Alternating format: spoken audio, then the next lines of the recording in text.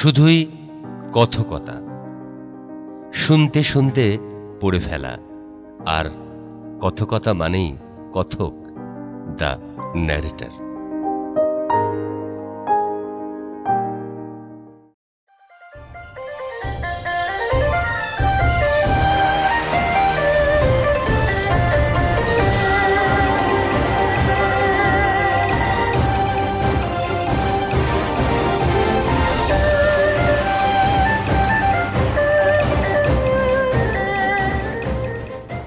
আমি সিয়ানফুতে পৌঁছানোর কয়েক মাস পরে উত্তর পশ্চিমাঞ্চলের ঘটনাস্রোত এক অভাবনীয় মোড় নিল।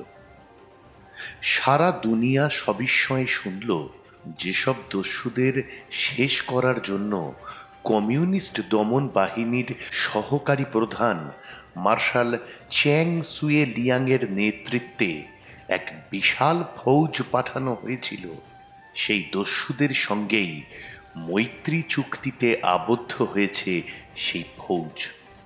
তবে সেই সময় অর্থাৎ 1936 সালের জুন মাসে বাইরের দুনিয়ায় এ খবর পৌঁছয়নি তো বটেই, এমনকি সিয়ানফুর পুলিশ বিভাগের ওপর চিয়াং কাইশেকের নিজস্ব নীল উর্দিধারী পুলিশের সদর দপ্তরের নিয়ন্ত্রণ থাকা সত্ত্বেও তারাও এ খবরের তেমন কোনো আঁচ পায়নি। এই নীল উর্দি পুলিশরা প্রায় 100 কমিউনিস্টকে শহরের জেলখানায় বন্দি করেছিল। মরিয়া হয়ে খুঁজে বেড়াচ্ছিল বাকি কমিউনিস্টদের। চারিদিকে চিয়াংয়ের অজস্র গোয়েন্দা ঘুরে বেড়াচ্ছে। ওদিকে কমিউনিস্ট গোয়েন্দারাও হুঁশিয়ার হয়ে নজর রাখছে চারদিকে।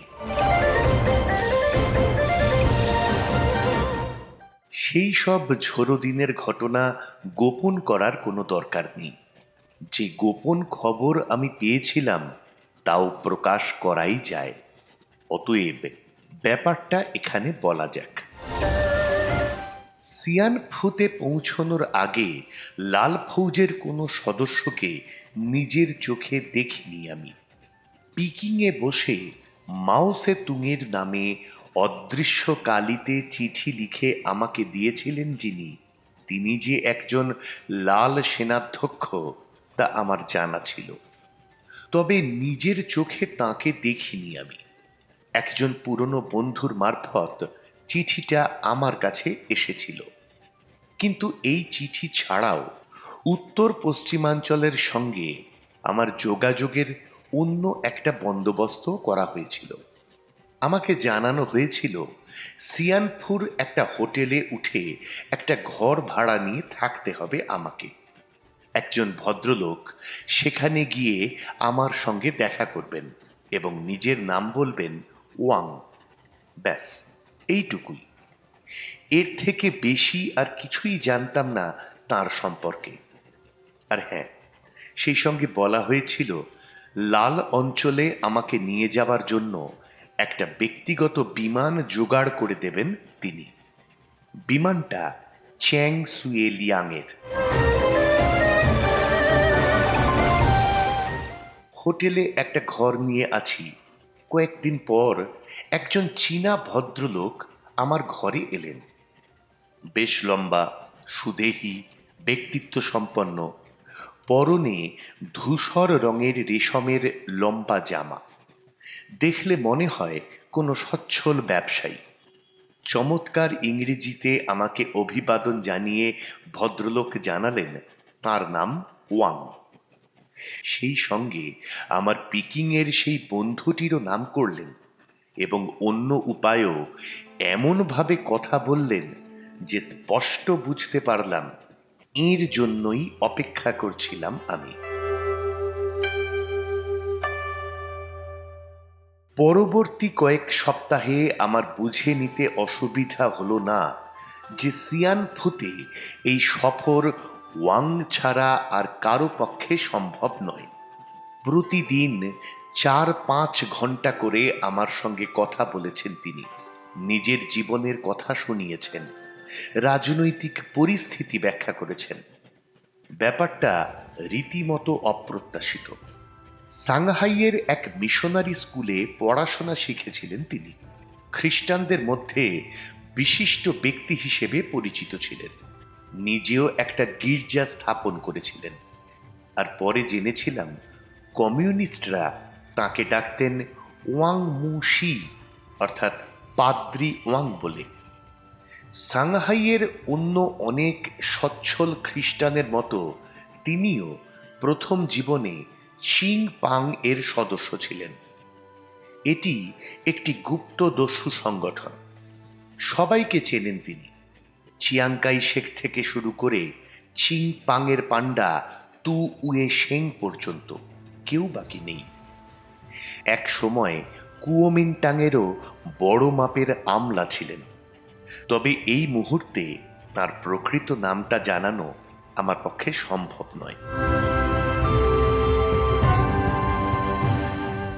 নিজের ধর্মীয় পদ এবং আমলার পদ ত্যাগ করে কিছুদিন ধরে কমিউনিস্টদের সঙ্গে কাজ করছেন ওয়াং।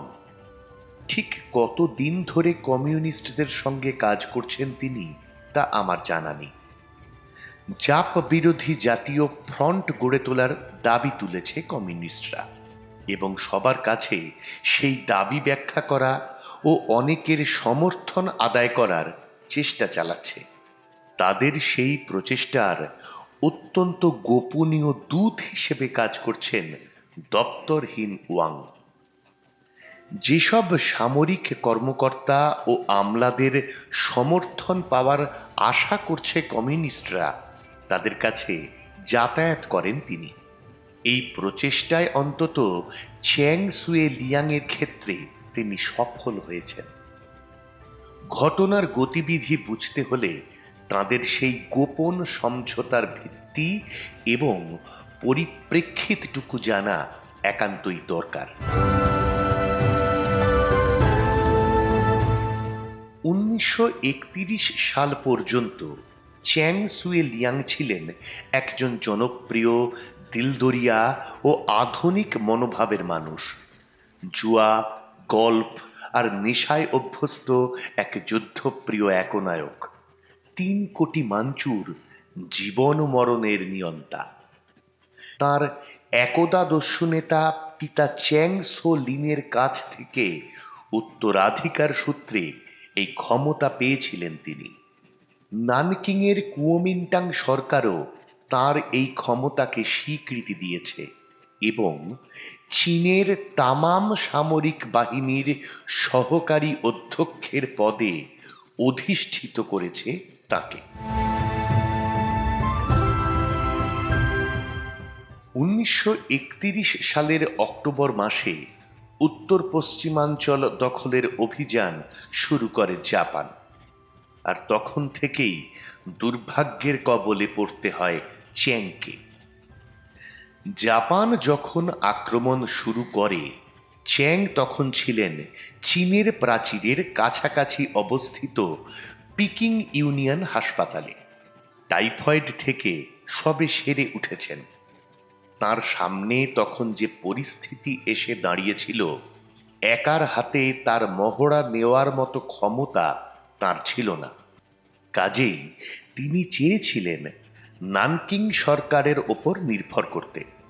তার অগাধ বিশ্বাস ছিল রক্ত সম্পর্কের বর্দা জেনারালিসিমো চিয়াং কাইশেকের ওপর।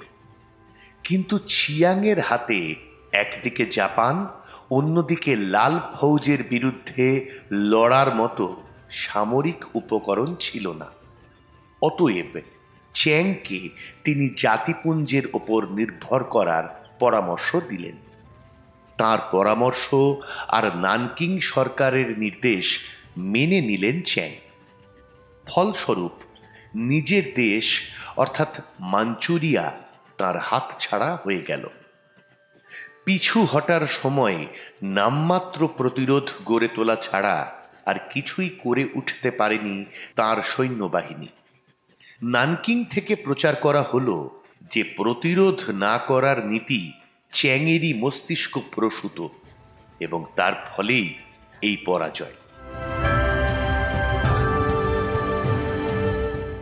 কিন্তু আদতে এটা যে সরকারি নির্দেশ সে কথাটা সরকারি নথিপত্রে স্পষ্টভাবেই লেখা আছে।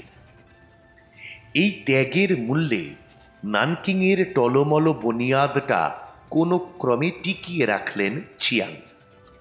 অতঃপর শুরু হলো তার কমিউনিস্ট নিকেশ পর্বের নতুন অভিযান।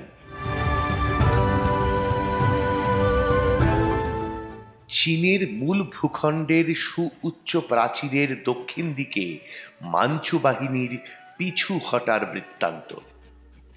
এই বাহিনীকে চীনে দুংবেই অর্থাৎ উত্তর পূর্ব সামরিক বাহিনী বলা হয়। একই ধরনের ঘটনা জাপানিরা জেহল আক্রমণের সময়ও ঘটেছিল। তখন অবশ্য হাসপাতালের শয্যায় ছিলেন না চ্যাং সুয়েলিয়াং, তবে থাকলেই বোধহয় ভালো হতো। তাকে কোনোভাবেই সাহায্য করেনি নানকিং সরকার, প্রতিরক্ষারও কোনো ব্যবস্থা করেনি। যুদ্ধ এড়ানোর জন্য জাপানিদের হাতে জেহল তুলে দিতে তৈরিই ছিলেন চিয়াং, এবং শেষ পর্যন্ত তাই ঘটেছিল।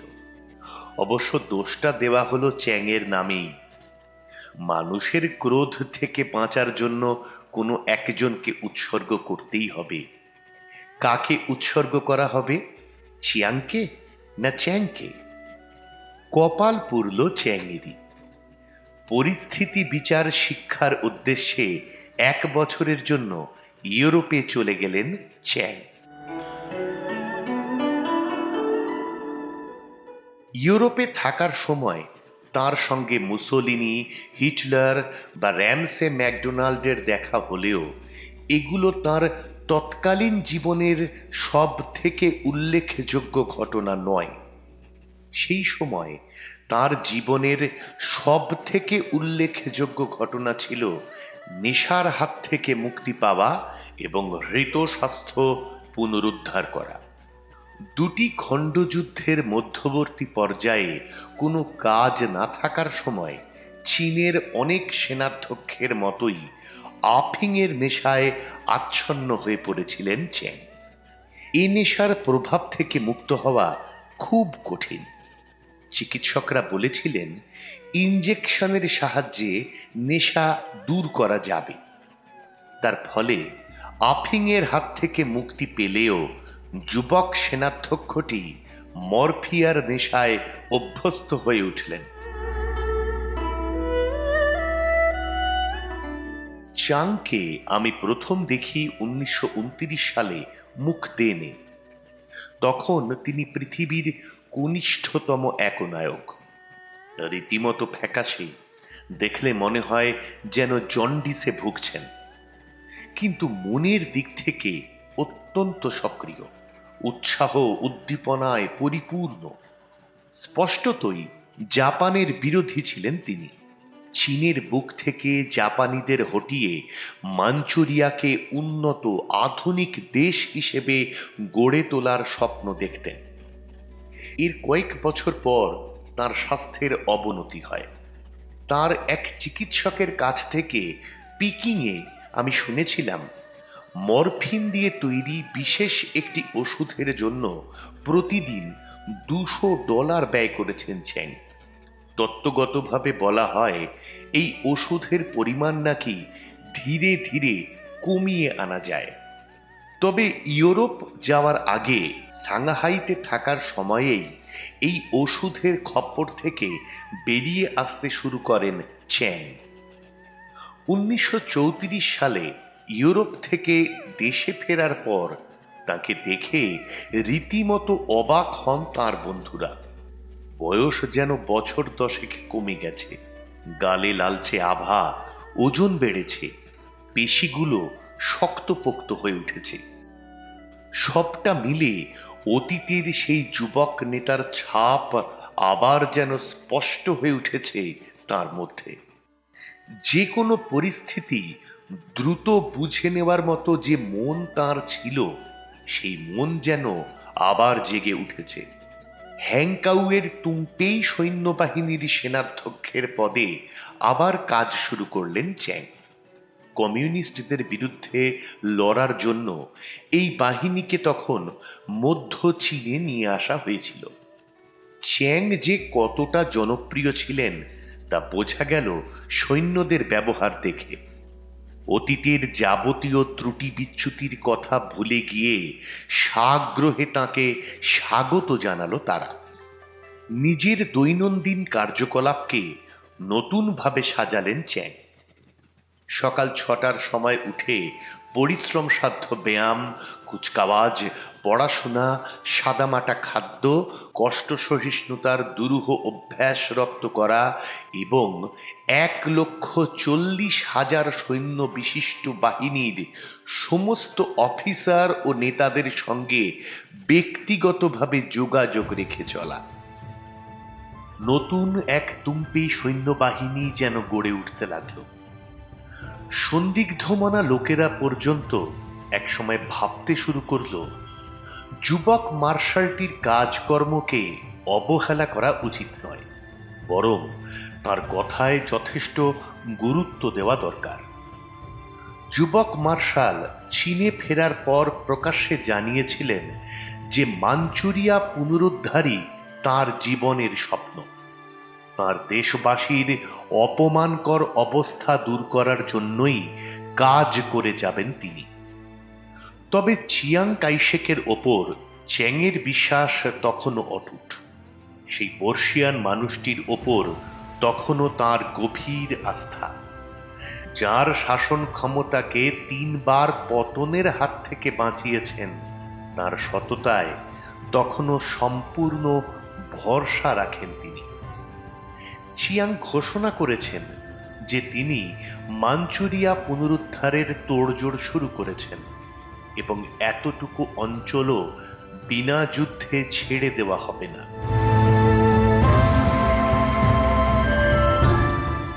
চিয়াংয়ের এই কথায় পুরোপুরি আস্থা রেখেছিলেন চ্যাং।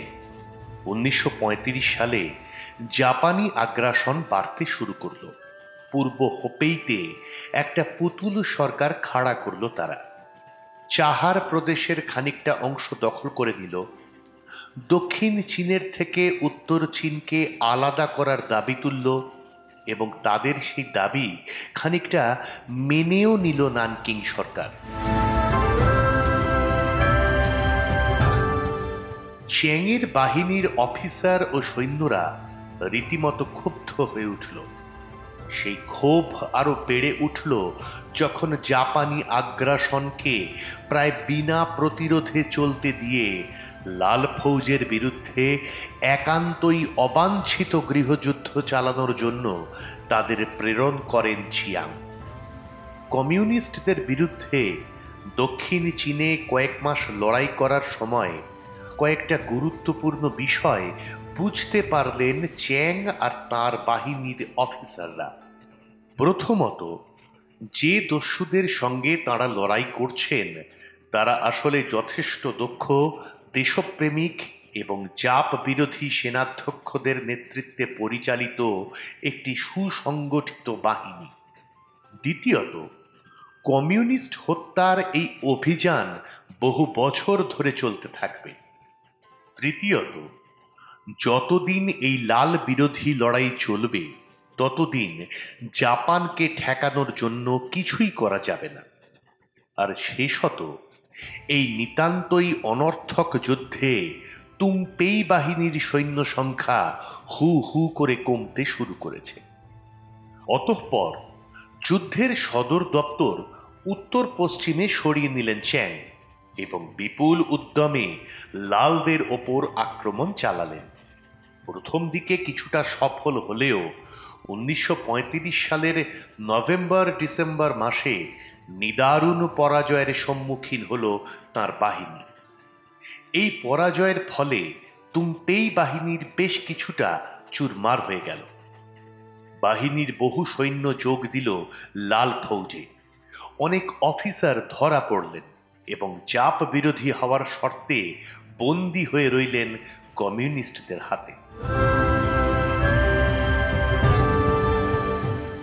ছাড়া পাওয়ার পর সিয়ানে ফিরে এসে এইসব অফিসাররা চ্যাংকে তাদের অভিজ্ঞতার কথা শোনালেন।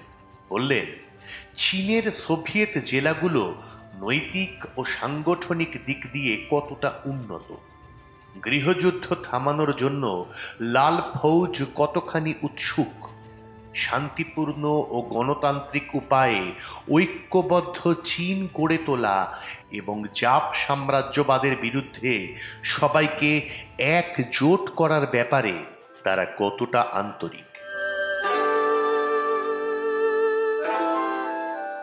অফিসারদের কাছ থেকে শোনা এই সব কথা গভীর ছাপ ফেলল চ্যাংয়ের মনে। আরও একটা ব্যাপারে বেশি করে প্রভাবিত হয়েছিলেন তিনি। কমিউনিস্টদের দুটো স্লোগান তার তুংপেই সৈন্যবাহিনীর প্রতিটি সৈন্যের ওপর এমন প্রভাব বিস্তার করেছিল যে লালদের বিরুদ্ধে যুদ্ধ করতে রীতিমতো বিমুখ হয়ে পড়েছিল তারা। স্লোগান দুটো হচ্ছে, এক, চীনারা চীনাদের বিরুদ্ধে লড়বে না, আর দুই, মাঞ্চুরিয়া রক্ষার যুদ্ধে সামিল হওয়ার জন্য আমাদের সঙ্গে ঐক্যবদ্ধ হও। তুংপেই বাহিনীর প্রতিটি সাধারণ সৈনিক প্রবলভাবে আন্দোলিত হয়েছিল এই দুটো স্লোগানে। বাম রাজনীতির প্রভাবে যথেষ্টই প্রভাবিত হলেন চ্যাং। তাঁর তুংপেই বিশ্ববিদ্যালয়ের অনেক ছাত্রই তখন সিয়ানে এসে তার অধীনে কাজ করছিল। তাদের মধ্যে বেশ কয়েকজন ছিল কমিউনিস্ট। 1935 সালের ডিসেম্বর মাসে পিকিংয়ে জাপ দাবিপত্র পেশ হওয়া মাত্রই চ্যাং উত্তরাঞ্চলে খবর পাঠালেন, জাপ বিরোধী যে কোনো ছাত্রকেই সিয়ানফুতে আশ্রয় দেওয়া হবে এবং এ ব্যাপারে ছাত্রদের রাজনৈতিক মতামত কি তা নিয়ে মাথা ঘামানো হবে না। নানকিং সরকার তখন চীনের অন্যান্য জায়গায় কোনো জাপ বিরোধী প্রচারকারীর খোঁজ পেলেই তাকে জেলে পাঠাচ্ছে। আর সেই একই সময়ে এই সব প্রচারকারীদের উৎসাহ দেওয়া হচ্ছে শেনসিতে, রক্ষা করা হচ্ছে তাদের।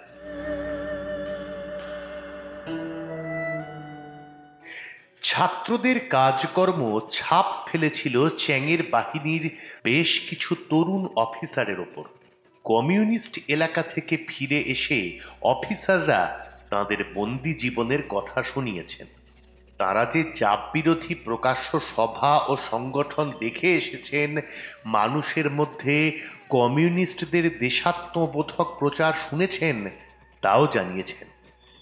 সব কিছু দেখে শুনে চ্যাংয়ের মনে হয়েছিল কমিউনিস্টরা আদৌ শত্রু নয়, বরং একান্ত স্বাভাবিক মিত্র। সেটা 1936 সালের গোড়ার দিকের কথা। পাদ্রি ওয়াংয়ের কাছে শুনেছি, ঠিক এই সময়েই তিনি একদিন চ্যাং সুয়ে লিয়াংয়ের কাছে গিয়ে সরাসরি বলেন, আমাকে একবার লাল এলাকায় যেতে হবে, আপনার বিমানটা একটু ধার চাই। চ্যাংয়ের সঙ্গে এভাবেই কথা শুরু করেছিলেন ওয়াং। তাঁর কথা শুনে ছিটকে উঠে দাঁড়িয়ে চিৎকার করে উঠেছিলেন চ্যাং, এত বড় স্পর্ধা তোমার, এর জন্য তোমাকে গুলি করা হতে পারে তা জানো? ওয়াং তখন বিস্তৃত আলোচনা করেন চ্যাংয়ের সঙ্গে।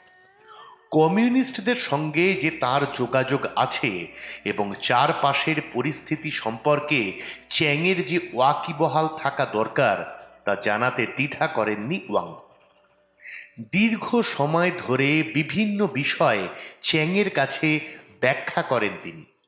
পরিবর্তিত রাজনীতি, জাপানকে প্রতিহত করার জন্য ঐক্যবদ্ধ চীন গড়ে তোলার আবশ্যকতা, জাপানকে ঠেকানোর ব্যাপারে নানকিং সরকারকে রাজি করানোর জন্য কমিউনিস্টদের অনেক কিছু ত্যাগ করেও বোঝাপড়া গড়ে তোলার ঐকান্তিক আগ্রহ, তাদের একার পক্ষে জাপানকে প্রতিহত করা যে সম্ভব নয় তা কমিউনিস্টরা জানে, এরকম বহু বিষয় নিয়ে কথা বলেন ওয়াং। সেই সঙ্গেই বলেন যে এইসব বিষয় নিয়ে আলোচনার জন্য কয়েকজন কমিউনিস্ট নেতার সঙ্গে চ্যাংয়ের দেখা হলে ভালো হয়। প্রথমটায় চ্যাং রীতিমতো বিস্মিতই হয়েছিলেন, পরে কিন্তু যথেষ্ট মনোযোগ দিয়েই শোনেন ওয়াংয়ের কথা। নিজের প্রয়োজনে কমিউনিস্টদের কাজে লাগানো যায় কিনা তা নিয়ে কিছুদিন ধরেই ভাবছিলেন তিনি। কমিউনিস্টদের ভাবনাও একই খাতে বইছিল, তাদের প্রয়োজনে চ্যাংকে কাজে লাগানো যায় কিনা। গৃহযুদ্ধের অবসান ঘটানো এবং জাপানকে প্রতিহত করা, এই দুটো ব্যাপারে দুপক্ষ একমত হলে উভয়েই উভয়কে কাজে লাগাতে পারবে। শেষ পর্যন্ত মার্শাল চ্যাংয়ের ব্যক্তিগত বিমানের সাওয়ার হয়েই উত্তর সেনসির ইয়েনানে গেলেন পাদ্রি ওয়াং। আলোচনার সূত্র নিয়ে ফিরেও এলেন সেখান থেকে। এর কিছুদিন পর ইয়েনানে গিয়ে উপস্থিত হলেন চ্যাং স্বয়ং। উদ্দেশ্য চৌ এন লাইয়ের সঙ্গে দেখা করা। ওয়াংয়ের কাছ থেকে জেনেছিলাম, চৌয়ের সঙ্গে দীর্ঘ সময় আলোচনা করার পর কমিউনিস্টদের বিশ্বস্ততা, যুক্তফ্রন্ট সম্পর্কে তাঁদের প্রস্তাবের যথার্থতা ও তার কার্যকারিতা সম্বন্ধে সুদৃঢ় প্রত্যয় জন্মেছিল চ্যাংয়ের মনে। তুংপেই কমিউনিস্ট চুক্তি বাস্তবায়িত করার প্রাথমিক শর্তগুলোর মধ্যে অন্যতম একটি ছিল সবার আগে সেনসিতে পারস্পরিক শত্রুতার অবসান ঘটানো। একে অপরকে না জানিয়ে কোনো পক্ষই চলাচল করবে না। সিয়ানফুতে কয়েকজন প্রতিনিধি পাঠালেন কমিউনিস্টরা। তুংপেই সেনাবাহিনীর উর্দি পরে সামরিক অফিসার হিসেবে বাহিনীর সঙ্গে যুক্ত হলেন সেই প্রতিনিধিরা। চ্যাংয়ের সৈন্যবাহিনীর রাজনৈতিক শিক্ষা পদ্ধতিকে নতুনভাবে বিন্যস্ত করার কাজে হাত বাড়িয়ে দিলেন তাঁরা। নতুন স্কুল চালু করা হলো ওয়াং চু সুন নামক একটা জায়গায়। চ্যাংয়ের সৈন্যবাহিনীর নিম্নপদস্থ সামরিক অফিসারদের দ্রুত শিক্ষার ব্যবস্থা করা হলো সেখানে। শিক্ষাসূচির মধ্যে ছিল রাজনীতি, অর্থনীতি, সমাজবিজ্ঞান, জাপানের মাঞ্চুরিয়া দখলের ইতিহাস এবং তার ফলে চীনের কত ক্ষতি হয়েছে তার পরিসংখ্যান। অন্য একটি রাজনৈতিক শিক্ষা কেন্দ্রে এসে উপস্থিত হল অসংখ্য ছাত্র। সেখানে মার্শাল চ্যাং নিজেও মাঝে মধ্যে বক্তৃতা দিতেন।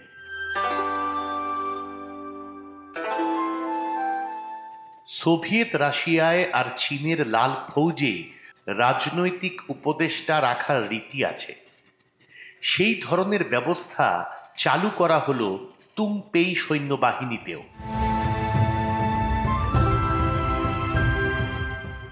মাঞ্চু সৈন্যবাহিনীর আমলের কিছু উচ্চপদস্থ অফিসার তখন বৃদ্ধ হওয়া সত্ত্বেও স্বপদে অধিষ্ঠিত ছিলেন।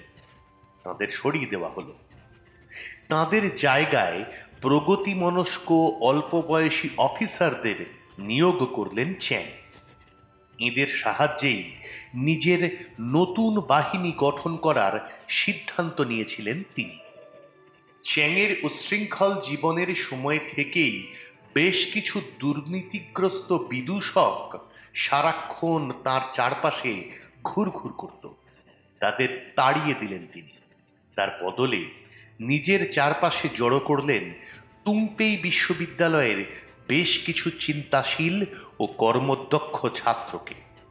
পুরো কাজটা করা হয়েছিল সম্পূর্ণ গোপনে ও ধীরে ধীরে। চ্যাং আধা স্বায়ত্তাধিকার প্রাপ্ত প্রাদেশিক ভূস্বামী সেনাপতি ছিলেন বলেই এভাবে কাজ করা সম্ভব হয়েছিল। এদিকে তুংপেই বাহিনী কমিউনিস্টদের বিরুদ্ধে যুদ্ধ বন্ধ করে দিলেও নানকিং সরকারের কেন্দ্রীয় বাহিনী তখনও শানসি সেনসি সীমান্তে এবং কানসু ও নিংসিয়ায় উপস্থিত ছিল। ফলে এই সব অঞ্চলে কিছু সংঘর্ষ ঘটেই চলেছিল। চ্যাংয়ের সঙ্গে কমিউনিস্টদের চুক্তি সম্পাদনের খবর কোনো কাগজেই বেরোয়নি। সিয়ানে কিছু একটা যে ঘটছে তার আঁচ চিয়াং কাই শেকের গোয়েন্দারা পেয়েছিল ঠিকই, কিন্তু সেটা যে ঠিক কি তা তারা বুঝে উঠতে পারেনি। কমিউনিস্টরা প্রায়শই লরিতে চড়ে সিয়ানে এলেও তাদের চেনার কোনো উপায় ছিল না, কারণ সকলের পরনেই থাকত তুংপেই বাহিনীর সামরিক উর্দি। সিয়ান থেকে মাঝে মধ্যেই লরি যাচ্ছে লাল এলাকায়, কিন্তু সেক্ষেত্রেও সন্দেহ জাগার কোনো অবকাশ নেই। রণাঙ্গনের দিকে যেসব তুংপেই লরি যায়, এই লরিগুলো তো ঠিক সেরকমই।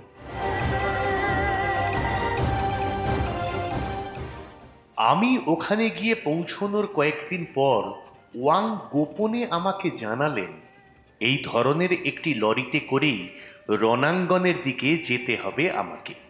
বিমানে যাওয়া উচিত হবে না, কারণ মার্শাল চ্যাংয়ের পক্ষে ব্যাপারটা বিপজ্জনক হয়ে উঠতে পারে।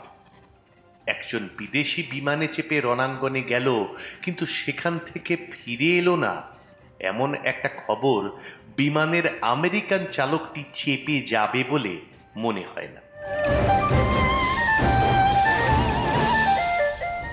একদিন সকালে হোটেলে আমার কাছে এসে উপস্থিত হলেন ওয়াং, সঙ্গে একজন তুংপেই অফিসার অথবা সেই রকমই পোশাক পরা অন্য কোনো যুবক।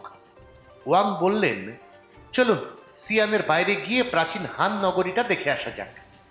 একটা ঢাকা গাড়ি অপেক্ষা করছিল হোটেলের বাইরে, সেই গাড়িতেই উঠলাম আমরা। গাড়ির এক পাশে চুংশানি উর্দিধারী একজন কুওমিন্টাং অফিসার বসেছিলেন, চোখে কালো চশমা। হান বংশের সুপ্রাচীন রাজপ্রাসাদটির ধ্বংসাবশেষের সামনে পৌঁছলাম আমরা। এখানে একটা উঁচু ঢিবি আছে, বলা হয় এটি ছিল সুবিখ্যাত হান উতির সিংহাসন, এবং এখানে বসেই সারা দুনিয়াকে শাসন করতেন তিনি। 2000 বছরের প্রাচীন এই প্রাসাদ, এখনো এর ছাদের ভাঙা টুকরো হাতে তুলে নেওয়া যায়। ওয়াং এবং তুংপেই অফিসারটি অন্যদিকে সরে গিয়ে নিজেদের মধ্যে কিছু কথা বলছিলেন। এদিকে সেই কুওমিন্টাং অফিসারটি কিন্তু এই দীর্ঘ পথ আসার সময় কোনো কথাই বলেননি। এখন তিনি হঠাৎই চোখের কালো চশমা আর মাথার সাদা টুপি খুলে এগিয়ে এলেন আমার দিকে। দেখে মনে হলো তার বয়স নিতান্তই কম। মাথা ভরা কালো চুল, চোখ দুটো উজ্জ্বল, বাদামি মুখে দুষ্টুমির হাসি। এখন বোঝা যাচ্ছে পরনের উর্দিটা ওর ছদ্মবেশ। মানুষটি আদৌ কোনো অলস আমলা নন, বরং রীতিমতো কর্মঠ ব্যক্তি। উচ্চতা মাঝারি, বেশ শক্তিমান। এগিয়ে এসে আমার হাতটা সজোরে চেপে ধরলেন তিনি। কিছুটা চমকে উঠলাম। মানুষটির চলাফেরায় যেন চিতাবাঘের ক্ষিপ্রতা। পরে দেখেছিলাম ওই সাদামাটা উর্দির আড়ালে লুকিয়ে আছে এক আশ্চর্য নমনীয় সৌন্দর্য। হাসি মুখে আমার দিকে তাকালেন তিনি। দেখুন দেখুন, আমাকে দেখুন। তারপর আমার হাতে আরো চাপ দিয়ে বাচ্চাদের মতো কানের কাছে মুখ এনে বললেন, চিনতে পারছেন না? না মানে তা তো পারছি না। মানুষটি যেন খুশিতে উছলে উঠছেন আর চাইছেন আমিও সেই খুশির শরিক হই। কিন্তু আমার মুখে তো কোনো কথাই নেই। এরকম কোনো চীনা ব্যক্তিকে আমি আগে কখনো দেখিনি। ঘাড় নেড়ে জানালাম, না, আমি তাকে চিনতে পারছি না। আমার হাতের ওপর তার হাতের চাপ শিথিল করে নিজের বুকের ওপর একটা আঙুল রেখে মানুষটি বললেন, আমার ধারণা ছিল আমার ছবি আপনি নিশ্চয়ই দেখেছেন। আমি হচ্ছি তেং ফা। এবার বুঝলেন? কথাটা বলে ঘাড় কাত করে আমার দিকে তাকালেন তিনি, যেন বুঝতে চাইলেন এই মারাত্মক খবরটার কেমন প্রতিক্রিয়া হলো আমার উপর। তেং ফা, তেং ফা, তেং ফা, চীনা লাল ফৌজের নিরাপত্তা রক্ষী বাহিনীর প্রধান তেং ফা, যার মাথার দাম $50,000।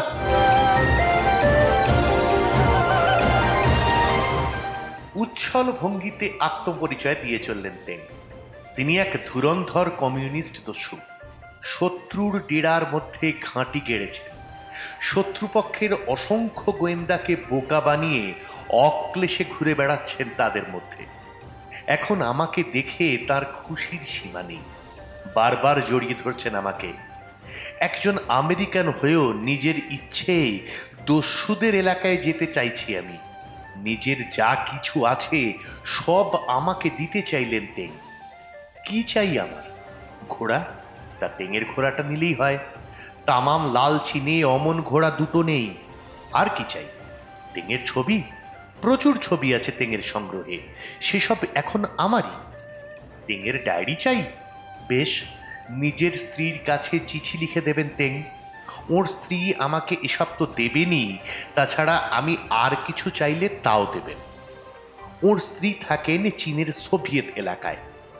হ্যাঁ, কথা রেখেছিলেন তেং।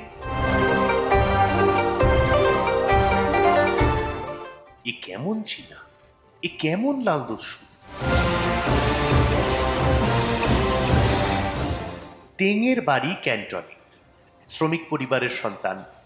ক্যান্টন হংকং লাইনের স্টিমারে একসময় পাচকের কাজ করেছেন। বুকের কয়েকটা হাড় ভাঙা। ধর্মঘটের সময় পিকেটিং করছিলেন, সেই সময় লাথি মেরে ওর বুকের হাড় ভেঙে দিয়েছিল একজন ইংরেজ পুলিশ। এরপর কমিউনিস্ট হন তিনি। হোয়ামপোয়ায় গিয়ে জাতীয় অভ্যুত্থানে যোগ দেন। 1927 সালে চলে যান কিয়াংসিতে, সামিল হন লাল ফৌজে।